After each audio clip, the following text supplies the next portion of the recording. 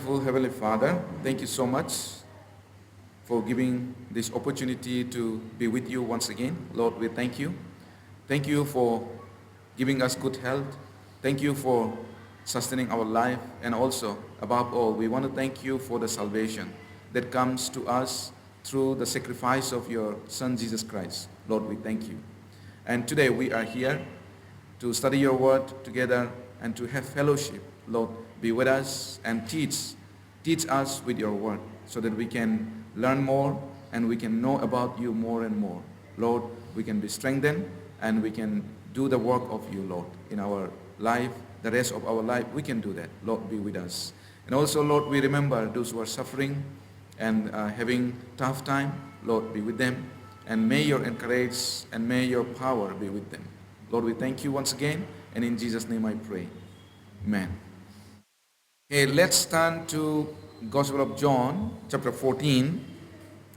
Let's learn Gospel of John, chapter 14. We finish up to 6. So from today, we will see 7 to 14. Gospel of John, chapter 14, verse 7 to 14. Okay, let's read responsive reading. Let me read verse 7 and please follow verse 8. We'll go up to 14. Let's read. If you had known me, you would have known my Father also, and from now on you know him and have seen him.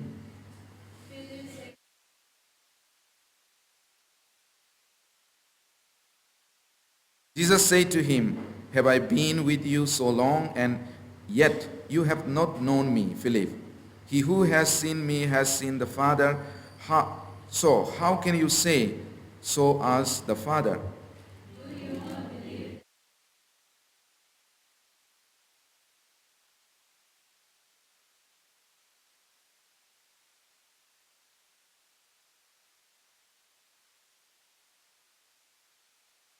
Believe me that I am in the Father, and the Father in me, or else believe me for the sake of the works themselves.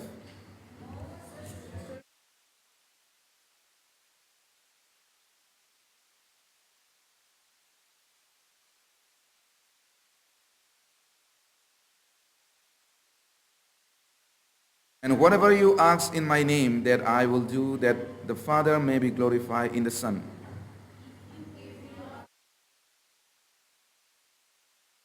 Okay, thank you. God bless each one of us through reading his holy word.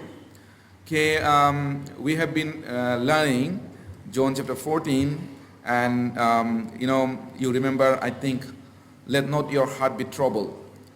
God doesn't want us to trouble, so let not your heart be troubled. In my Father's house there are many mansions.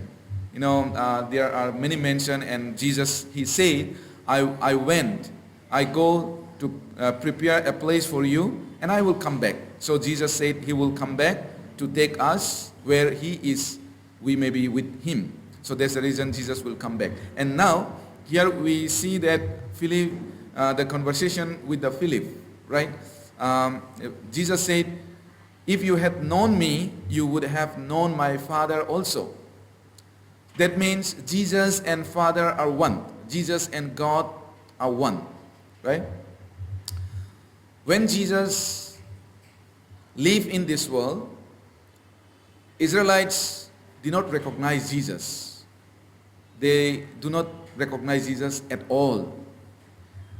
Of course, they claim that they were God's chosen people, and they live with a great zeal, and they try to keep all the laws, but they did not have the true knowledge of God, as we know about Israel. That is why they killed Jesus Christ. They killed the Son of God, right? Because they could not recognize, even though they have been waiting for a long time, but they could not recognize, so they killed Jesus Christ. Of course, we cannot see God with our own eye, but we can learn what God is like through the Word of God. So Jewish people, actually, they have seen God, because Jesus said, if you have known me, you have known my Father also. If you see me, you have seen my Father also. So that's what Jesus said to the disciples. And we also, many people, they want to see God and they want to believe. So that's why it is very important to know this, really what Jesus wants to teach us. You know, God revealed himself through the word. Through his word, he revealed himself. So that's why we read the Bible. When we read the Bible, what we really think, what we really see, we see the character of God, we see the love of God, and we see what he wants to give us, his desire. So that's what we know. Of course, we cannot see with our eyes. God revealed himself through the word. So without studying the Bible, we cannot know about God clearly. The more we study the Bible, the more we will know about God clearly. So it is about how much you study the Word of God, how much you read. Study, it doesn't mean that you go, we have to go seminary and we have to study. We study in the church, we study in the fellowship. So that's what the study of, the meaning of the study. Jewish people, they study. They really read the Bible, right? But they did not know Bible clearly. Even though they were God-chosen people and they are worshiping, they think they are worshiping, they think they are keeping the laws, all the laws, but they did not know about God. Even though they are studying the Bible. So it can happen to many people, like they study, but if they are not studying with the person who is not really know the truth, then they can also be led into wrong way. But the study of the Bible is very important. We must study, and that's what we are doing in the church, right? There are some churches, they do many other like activities, but they neglect the studying the Word of God. But the studying the Word of God is the most important. Without studying the Word of God, you cannot know God. You cannot know why He sent His Son, Jesus Christ, and who is Jesus. Some people put the Bible aside, but they just go to church building habitually and pray in the church and come back home. They are just like the people praying on the old tree or big rock or for a blessing, or maybe something idol or something.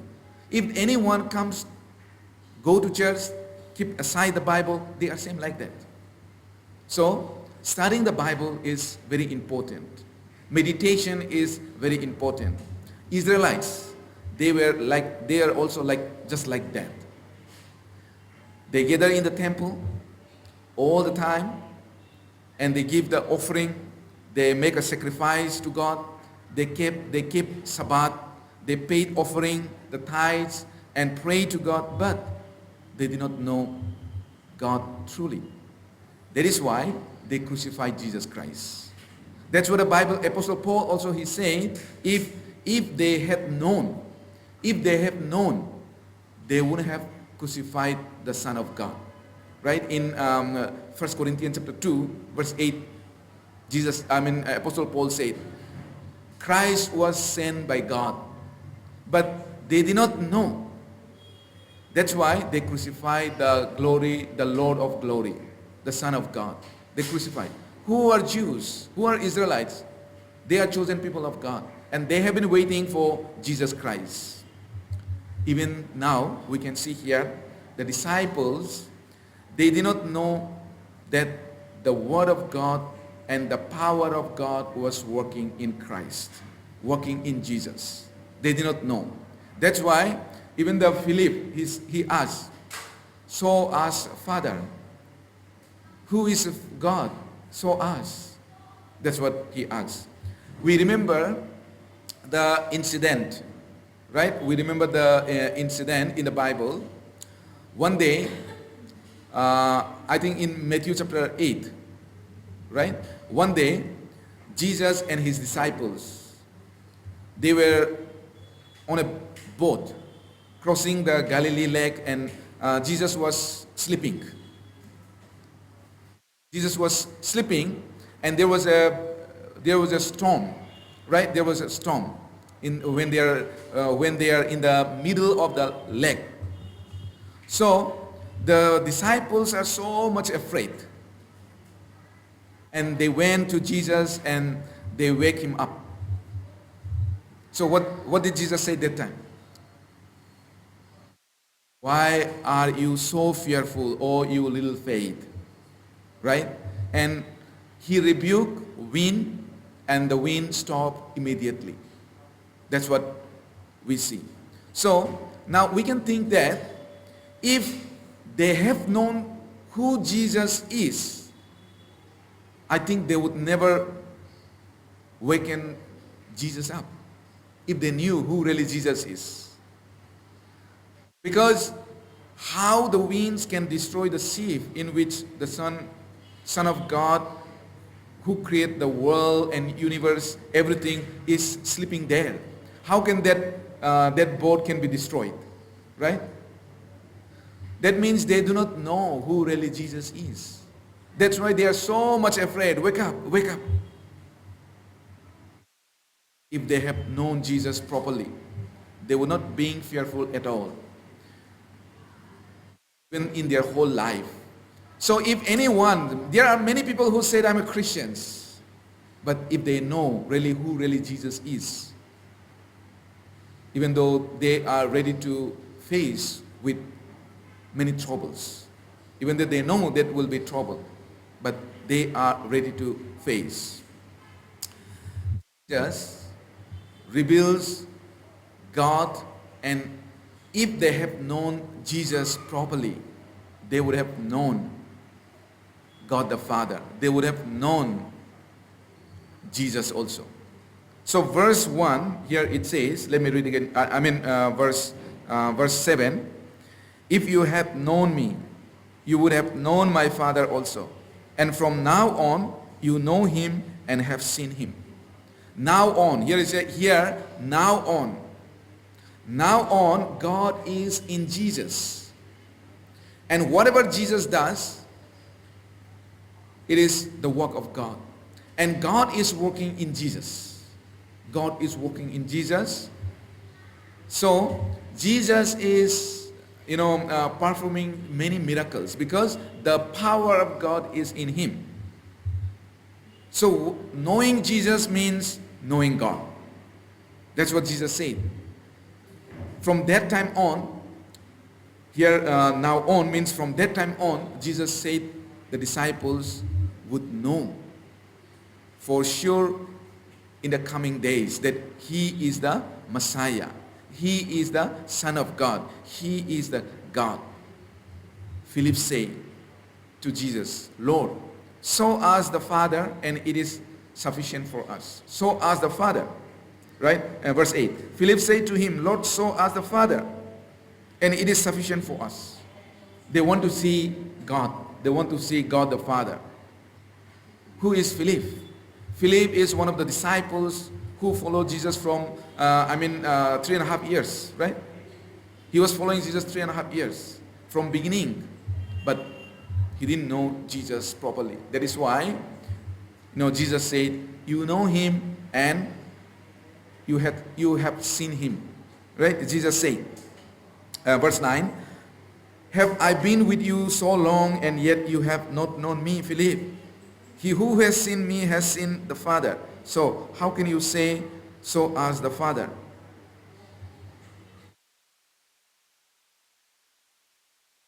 Many people ask God to show him to himself, before they believed, or like God, you show me so that I can believe you. And there are many people who testify, I saw God. I saw Jesus, I saw God. Maybe like a dream, or maybe like a like a vision, or that I met with Jesus. Some people say like this.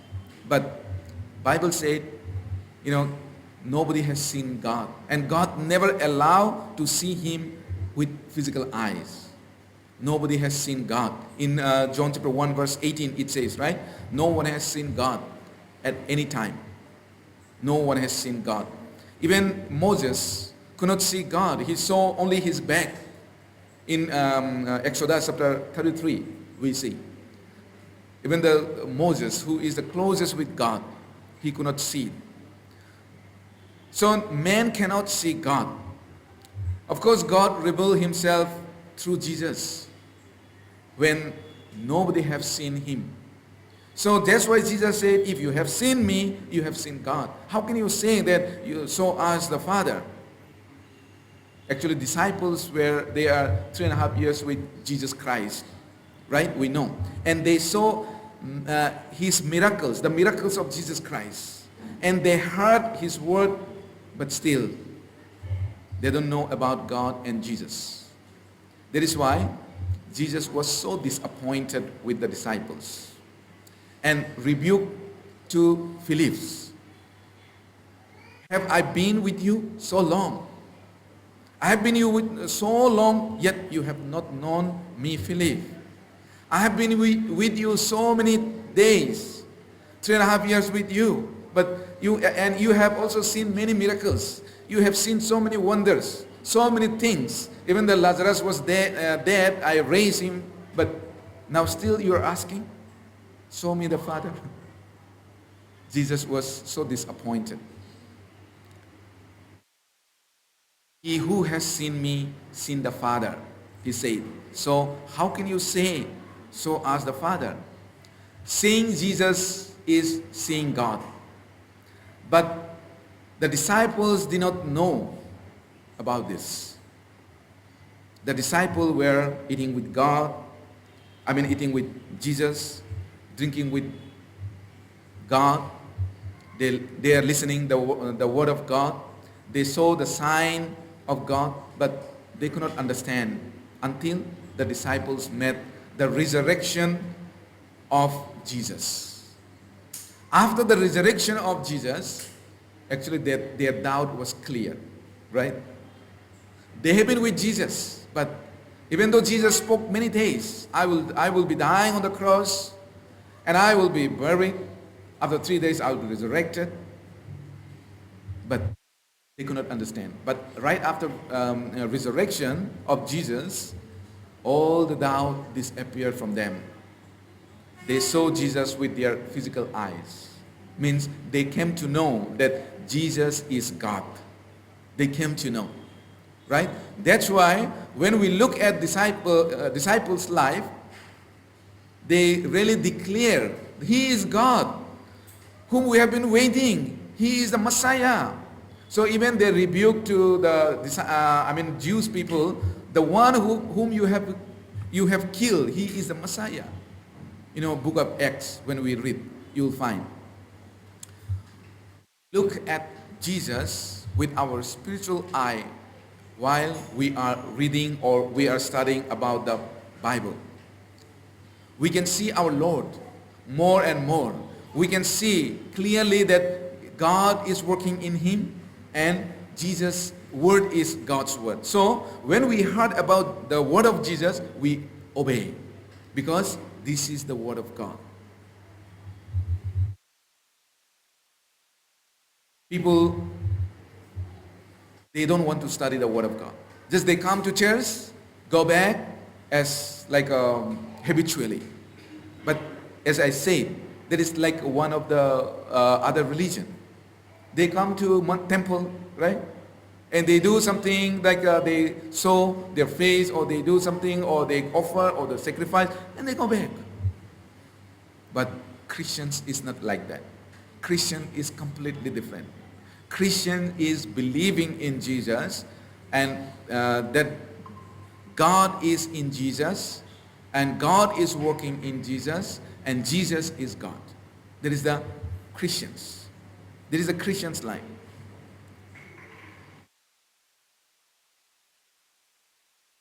When we study the Bible, we can see, we can understand that fact.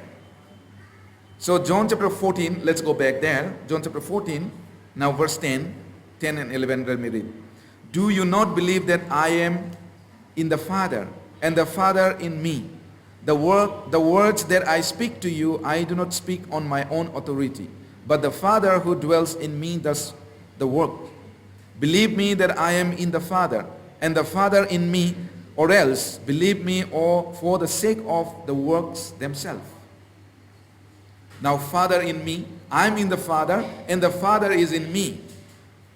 The words that I speak to you, I do not speak on my own authority, but the Father who dwells in me does the works. Jesus and God are, Jesus and God the Father are perfectly one. They are one. Jesus is in God, and God is in Jesus. Of course, humanly understanding, humanly thinking, it is difficult to understand. Even the Trinity is difficult to understand. But we believe, God is one and three in one. Means Holy Spirit also is God. Jesus is also God. God the Father is also God. They are God, God the Father, God the Son, and God the Holy Spirit. Three person in one. Three different person in one. Jesus is God, and God is in Jesus, and Jesus is also in God. John chapter 5, let's go to John chapter 5.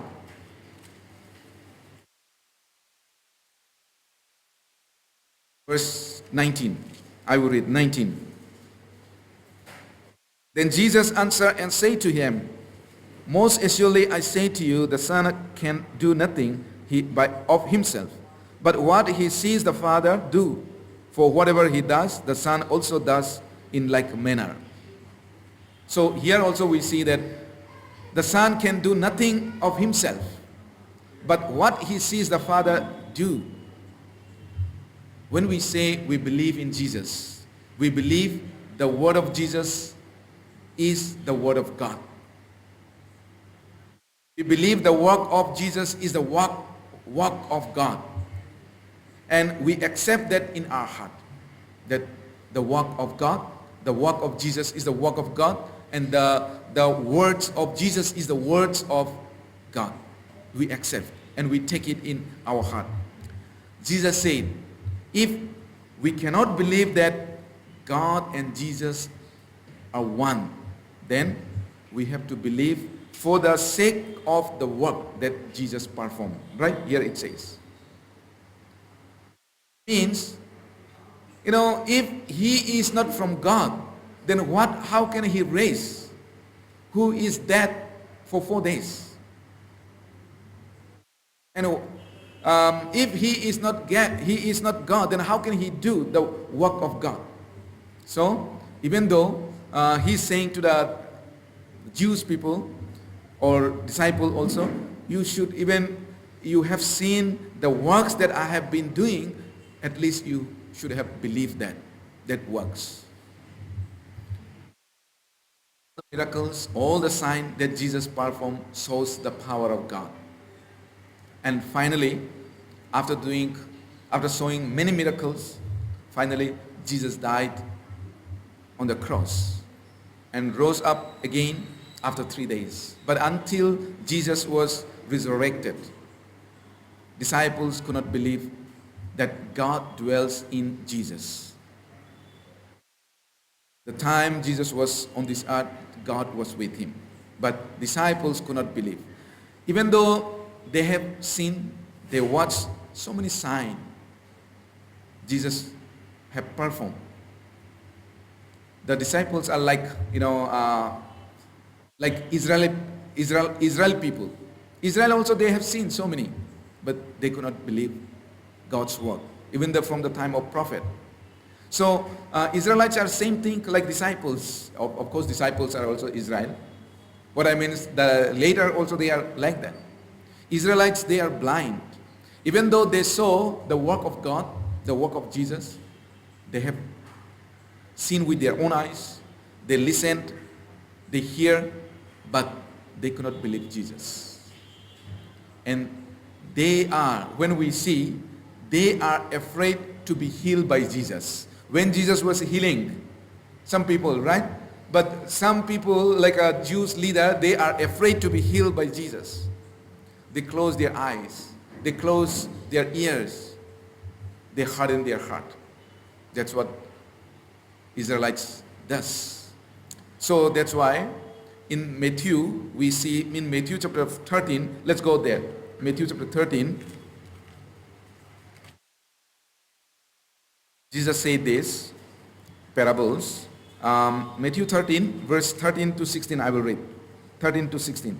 Therefore I speak to them in parables, because seeing they do not see, and hearing they do not hear, nor do they understand. And in them the prophecy of Israel, Isaiah is fulfilled, which says, hearing you will hear and shall not understand, and seeing you will see and not perceive. For the hearts of these people have grown dull. Their ears are hard of hearing, and their eyes they have closed, lest they should see with their eyes and hear with their ears, lest they should understand with their hearts and turn, so that I should heal them. But blessed are your eyes, for they see, and your ears, for they hear. Even they hear, they could not understand.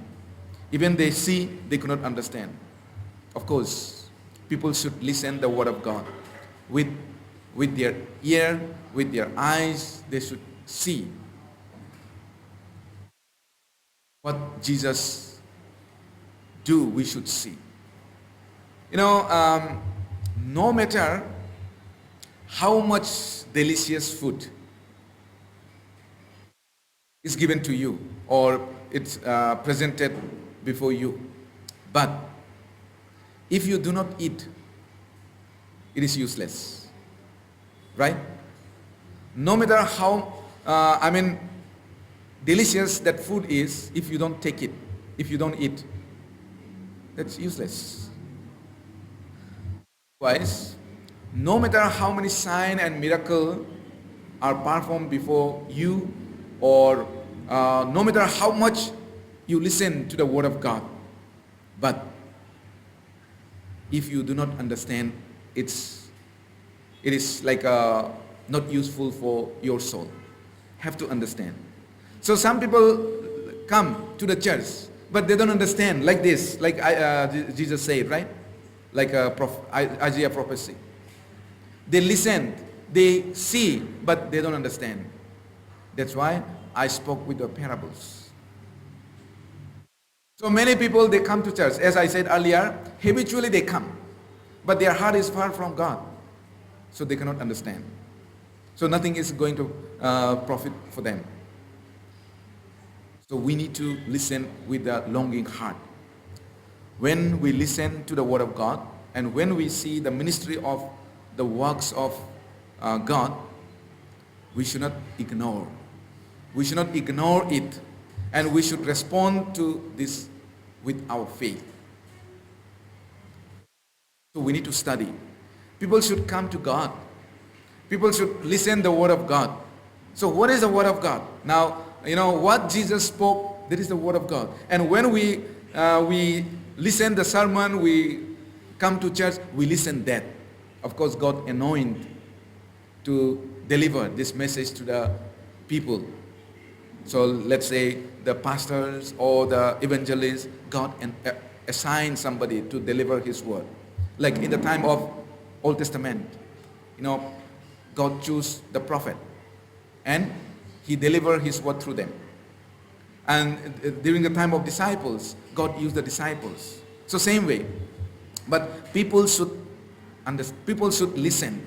People should listen the word of Jesus through the church.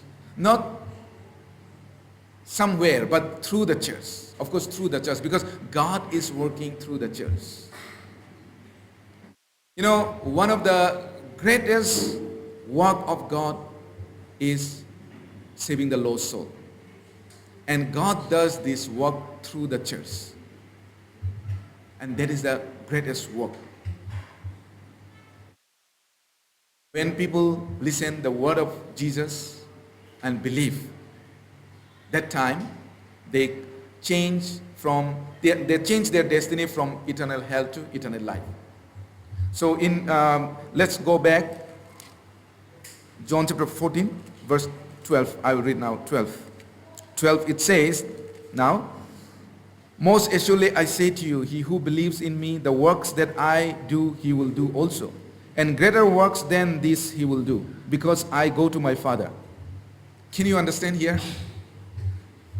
It says, greater works than these he will do, because I go to my Father. What is the greatest work than this? Jesus did the work, that is, he died on the cross to save the lost soul. And by dying on the cross, all people can be saved now. But greater than this work, what can we do? Now, Jesus is saying to the disciples, not only to the disciples, but to all of us, all the Christians, you will do the greater work than this. That is the gospel. When we preach the gospel, people will be saved, right? So that is the greater than this, what Jesus meant here. Now, how it is possible? Jesus explained it is possible because he goes to his Father, right? I go to Father. It means after Jesus' death and resurrection, and after his ascension, then the Holy Spirit who was dwelling in Jesus would come to the believers, will come to us. And with the help of that Holy Spirit, we will do that work. And why the Holy Spirit comes to us? To do the work of Jesus Christ. The work to preach the gospel. So Jesus means, after I go back to my Father, Father will send the Holy Spirit. And that will dwell in you. The Holy Spirit will dwell in the believers. The Holy Spirit who was dwelling in Jesus and working and performing so many miracles and doing the great work and raising the dead, that works. That Holy Spirit, same Holy Spirit comes to us. Now, when Jesus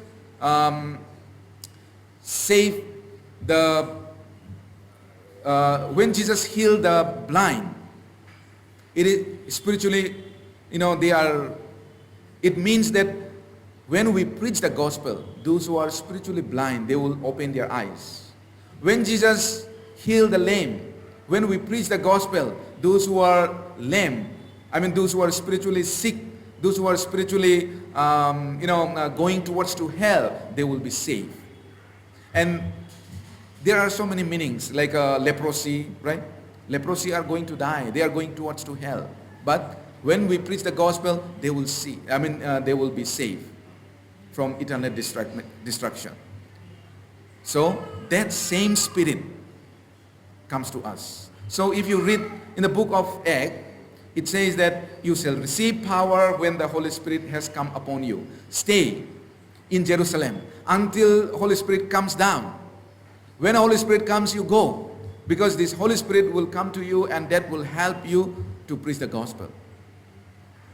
Book of Acts talks about the Spirit.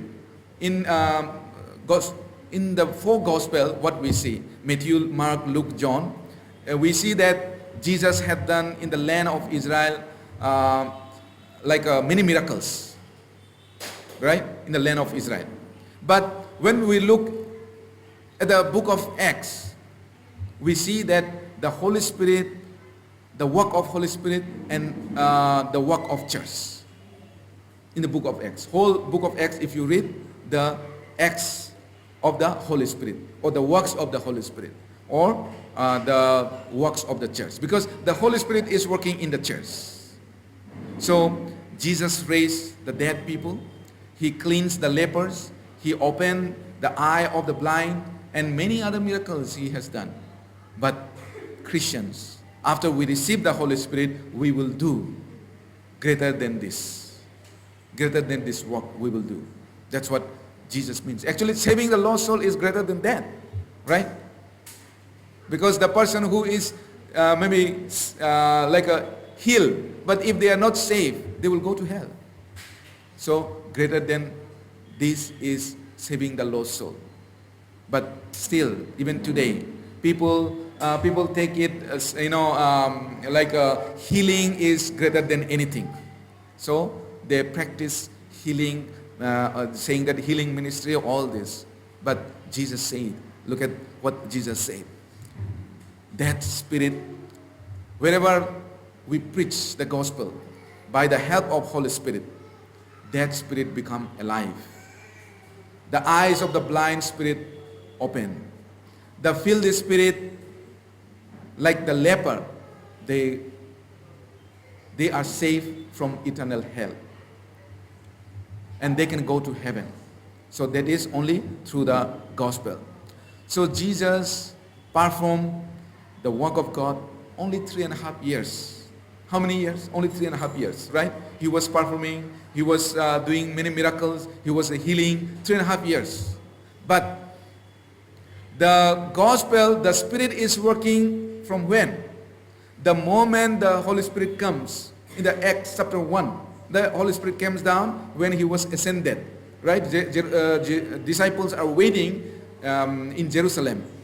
And from that time onwards till the Holy Spirit is working. So from that time on, how many years now? It has been more than 2,000 years, right? Holy Spirit is working. So through the power of Holy Spirit, many people has been saved. Many people who are going towards to hell are delivered. So this work is so great. And this great work is doing by the help of Holy Spirit through the church.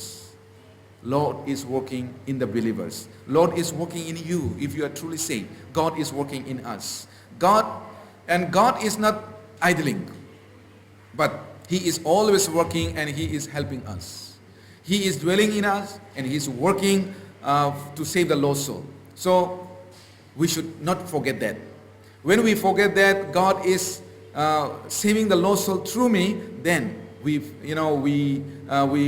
don't do the work we supposed to do. But if we remember, God is using me, God is working to save the lost soul through me, then we will work hard. We will not sit quiet.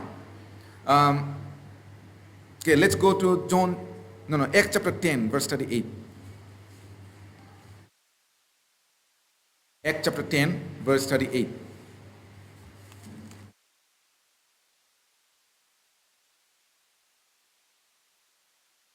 Let me read verse 38. How God anointed Jesus of Nazareth with the Holy Spirit and with power, who went about doing good and healing all who were oppressed by the devil, for God was with him. How God anointed Jesus of Nazareth with the Holy Spirit and with power.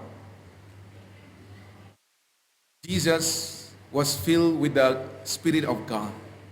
Now the same Spirit of God and the power of God dwell in the body of Christ, which is church. The power of the Holy Spirit, which is powerful, like an explosive, that power is in us now.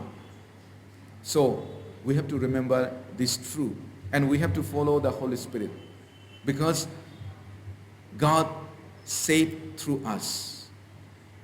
We have to follow His guidance. We have to follow His leading. Many times we don't want to follow. We feel lazy, and we don't want to do the work of God. Remember, we have to walk according to His will. And how can we walk according to His will? Surrendering ourselves to the Lord. Then we can walk. Then God can use us. Then through us, the greater work can be done, what Jesus has done in the land of Israel. 1 John chapter 2 verse 6.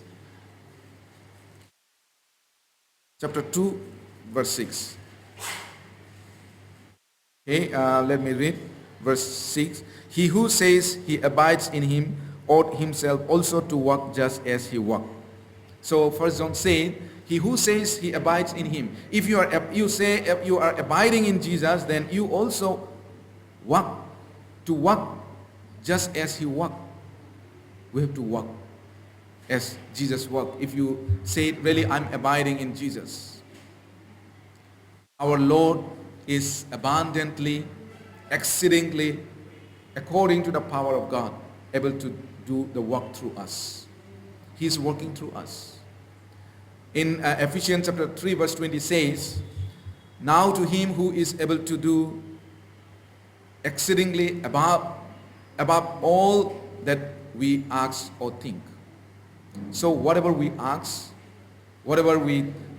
to God and we think, God will do through us.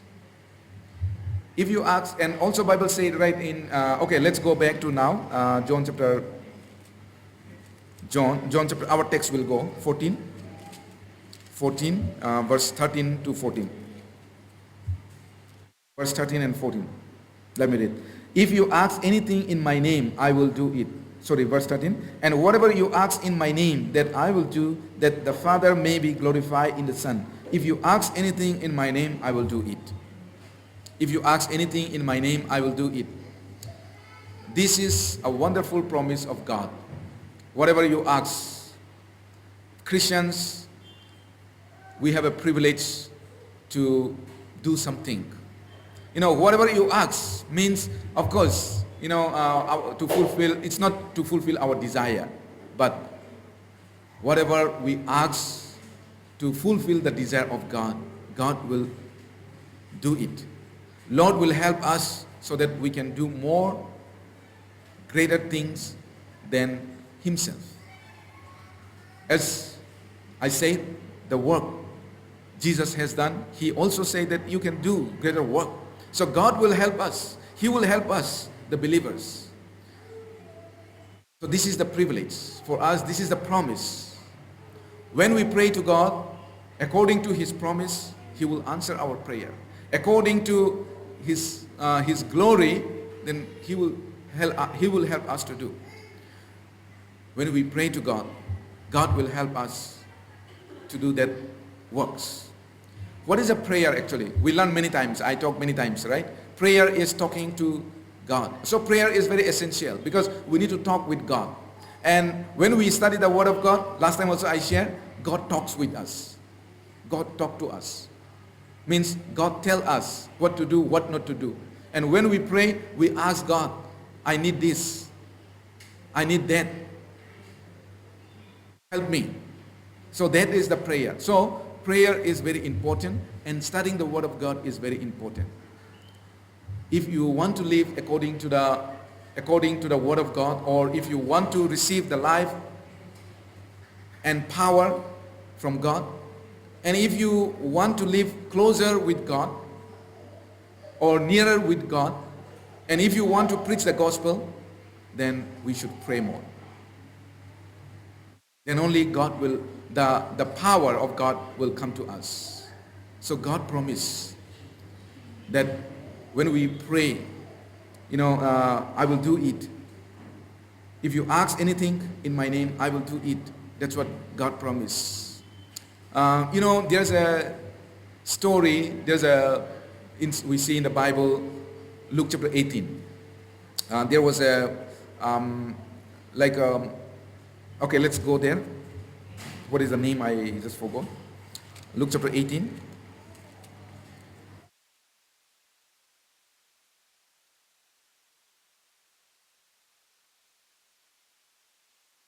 Verse 7.